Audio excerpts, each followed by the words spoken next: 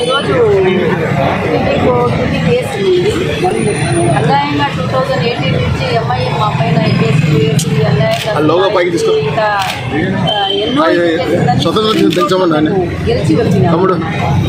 ఆ తర్వాత కూడా హరాస్మెంట్లు చేయడము, నోటీసులు ఇవ్వడము ఇదంతా జరుగుతూ ఉంది. ఇంకా మా అడ్వకేట్ గారు వరప్రసాద్ గారు వచ్చి చాలా బాగా 2 గంటలు ఆర్గ్యుమెంట్ చేసి సుప్రీంకోర్టు ఆదేశాలు ఏమేమి ఉన్నాయి, సుప్రీంకోర్టు ఏం చెప్పింది, మన ఎఫ్ఐఆర్ గురించి ఏం చెప్పింది అంతా టోటల్గా చెప్పినారన్నమాట. కానీ ఇప్పుడు లోక్సభ ఎలక్షన్ వస్తూ ఉన్నది. నేను లోక్సభ ఎలక్షన్ ఇక్కడ హైదరాబాద్ ఎంపీగా నిలబడాలని అనౌన్స్ చేశాను.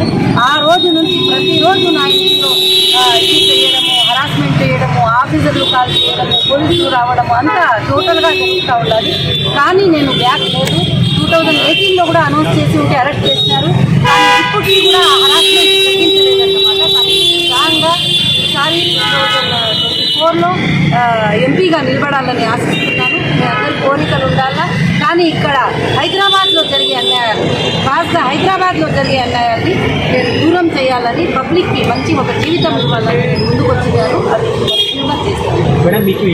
సుప్రీంకోర్టు అంతా డిసిషన్ వాళ్ళకి సుప్రీంకోర్టు డైరెక్షన్ ఇచ్చేసి సుప్రీంకోర్టు ఇచ్చేసిన తర్వాత ఏ ఏజెన్సీకి మన కేసులు హ్యాండిల్ ఏ ఏజెన్సీకి ఎటువంటి అధికారము లేదన్నమాట.